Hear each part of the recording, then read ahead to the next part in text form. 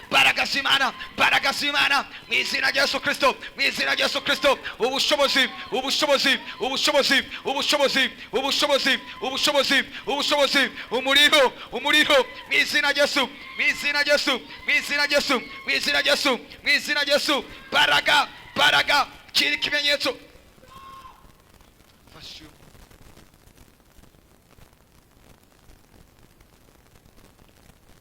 Mubandanye gusenga.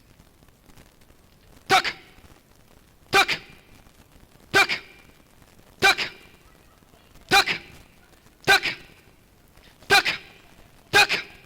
jina la Yesu, kwa jina la Yesu, kwa jina la Yesu. Rekura umukobwa, rekura umukobwa, amasezerano yose yakozwe ku buzima bwiwe, rekura mu izina rya Yesu. Toka toka toka toka toka toka toka toka toka toka toka toka toka toka toka toka toka toka toka turira mu izina rya Yesu Kristo, turira mu izina rya Yesu Kristo. Ubushobozi bw'Imana, ubushobozi bw'Imana, ubushobozi bwa Yesu, ubushobozi bw'ijuru mu izina rya Yesu Kristo. Toka toka toka toka toka toka toka toka toka baragazima baragazima baragazima baragazima baragazima kwa jina la Yesu, kwa jina la Yesu, kwa jina la Yesu.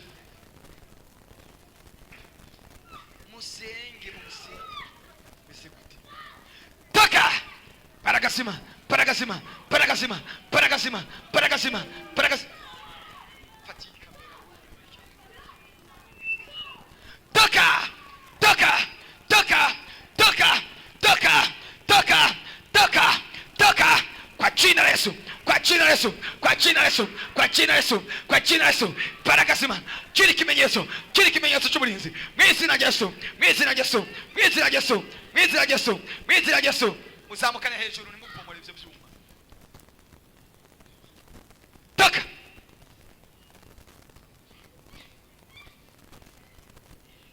bagufashe no shotero ufashe jana hejuru umusengere. Toka mu izina rya Yesu, mu izina rya Yesu, mu izina rya Yesu, mu izina rya Yesu, mu izina rya Yesu, mu izina rya Yesu, mu izina rya Yesu, mu izina rya Yesu, mu izina rya Yesu, mu izina rya Yesu, mu izina rya Yesu, mu izina rya Yesu. Toka toka toka toka shindwa katika jina la Yesu. Murahiye murahiye mwa mizimu mwe, murahiye mwa bitero mwe, murahiye mwa mangategete, murahiye murahiye murahiye murahiye murahiye.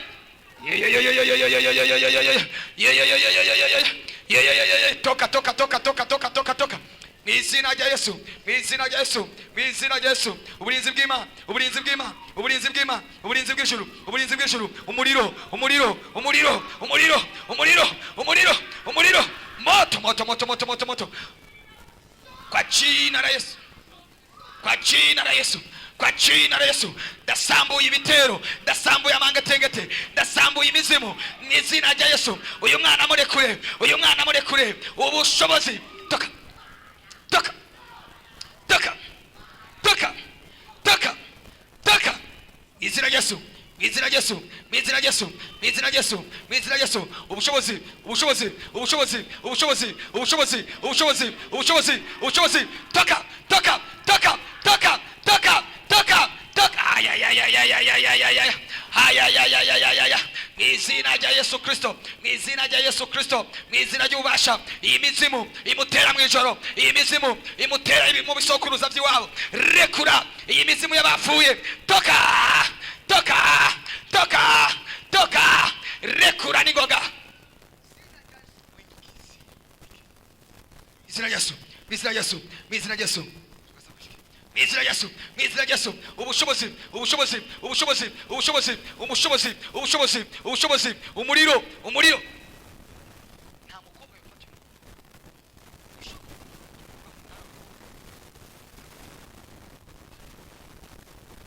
Mu izina rya Yesu ndamubohoye ndamubohoye ndamubohoye ndamubohoye ndamubohoye ndamubohoye ndamubohoye ndamubohoye ndamubohoye mu izina rya Yesu, mu izina rya Yesu, mu izina rya Yesu.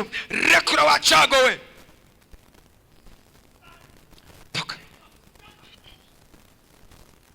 mu bushobozi bw'Imana, mu bushobozi bw'Imana. Ndaturira ndaturira ndaturira ndaturira ndaturira ndaturira ndaturira ndaturira iyo mizimu, iyo myuka amarozi by'abamuzirikishije, by'abamubohesheje mu izina rya Yesu, mu izina rya Yesu, mu izina rya Yesu. Rekura imbaraga za Yesu, imbaraga z'Imana, imbaraga z'Imana, imbaraga z'ijuru. Iyo myuka ikimenyetso cy'amaraso gikora igikorwa, ikimenyetso cy'amaraso gikora igikorwa mu izina rya Yesu Kristo, mu izina rya Yesu Kristo, mu izina rya Yesu Kristo, mu izina rya Yesu, mu izina rya Yesu, mu izina rya Yesu. Ubushobozi toka toka rekura rekura rekura toka toka toka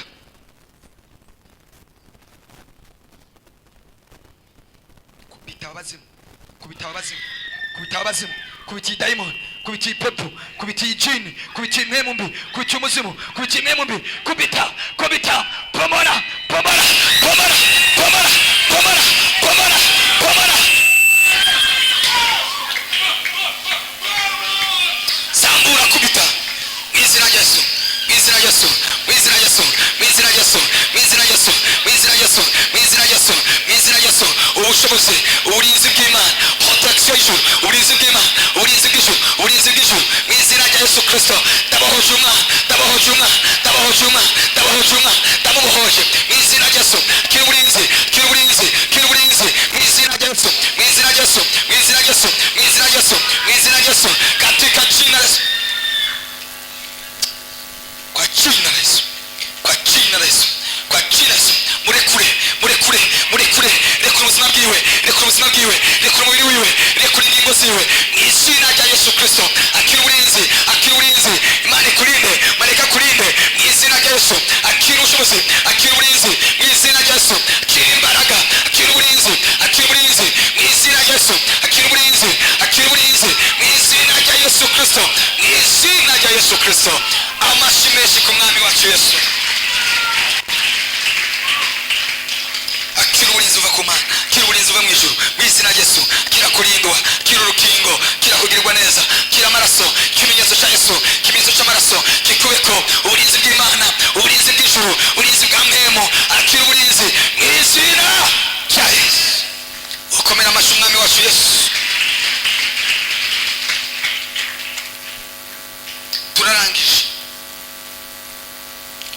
Turarangije, fata ikimazi nimba ugifise, ufata imbuto nimba uyifise, ushyire mu giseke, hanyuma turangize. Ndabizi neza ko iri sengesho dukoze hari icyo rikoze ku buzima bwawe. Hari umuntu wizera ko hari icyo Imana ikoze kuri uyu mugoroba ngo atere haleluya. Ndabona ko bikenewe ko dusubira gufata imyanya y'amadeliverance, birakenewe ko dukora imyanya y'amadeliverance ku mugoroba kwa Mungu, tuzokora amadeliverance, dusengere, tuze tubohoza abantu. Fata